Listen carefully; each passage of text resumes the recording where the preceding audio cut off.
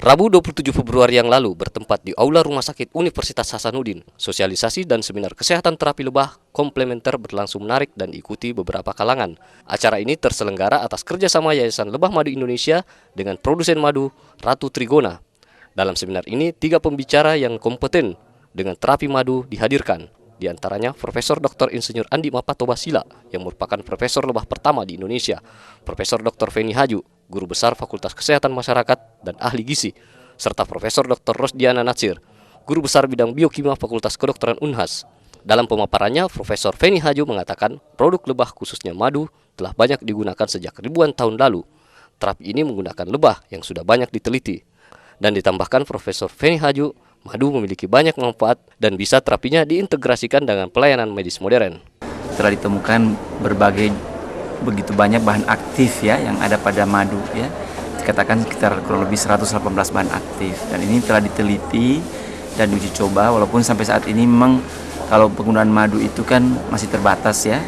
Penelitian madu untuk kesehatan bagi manusia itu masih terbatas, banyak pada hewan coba. Kemudian untuk sengatan lebah itu memang juga telah diteliti terutama baik pada pasien artritis maupun pada binatang percobaan. Itu berbagai hikmah atau manfaat daripada racun lebah atau bifenom itu bisa didapatkan pada manusia. Jadi memang ini tinggal bagaimana dikembangkan lebih jauh penelitian-penelitian pada manusia, dan jumlahnya harus lebih banyak sehingga bisa diakui dan mendapat pengakuan dari ilmu kedokteran konvensional. Kalau kita melihat madu sebagai mempunyai antioksidan yang tinggi, mempunyai bahan-bahan aktif yang tinggi, ini kan bisa dipakai juga sebagai pelengkap daripada pengobatan-pengobatan konvensional yang dilakukan selama ini.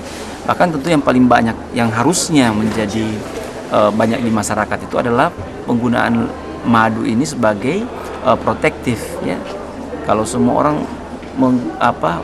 menjadikan minum madu sebagai kebiasaan, tentu kita bisa mencegah berbagai penyakit yang bisa muncul. Karena kita tahu penyakit-penyakit degeneratif yang ada saat ini kan umumnya karena proses inflamasi.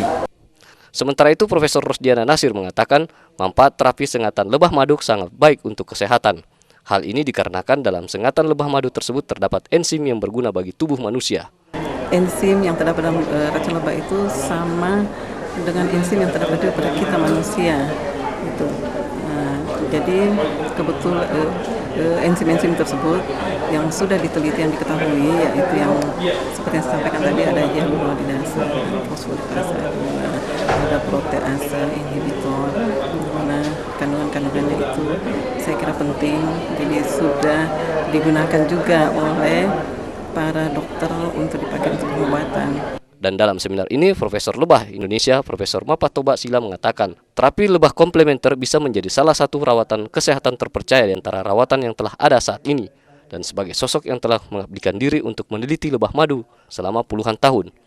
Dirinya mengatakan memilih terapi lebah komplementer tidak bisa dilakukan secara sembarangan, dan produk dari lebah yang dipilih harus berkualitas. Kan di peternak lebah pembudidaya, kita inginkan itu semua produk yang dijadikan obat itu diproduksi oleh medicinal beekeeping atau medicinal beekeeper, sehingga kita tidak bertanya-tanya lagi, kita tidak takut lagi bahwa produk lebah itu sudah dicemari ya oleh kerakusan pedagang-pedagang. Karena yang membuat resah sekarang dunia konsumer madu itu madu ini asli atau tidak. Nah, karena itulah perlu ada satu brand image ya, di mana masyarakat itu percaya bahwa kalau merek dagang ini itu dipercaya bahwa madunya asli dan berkualitas.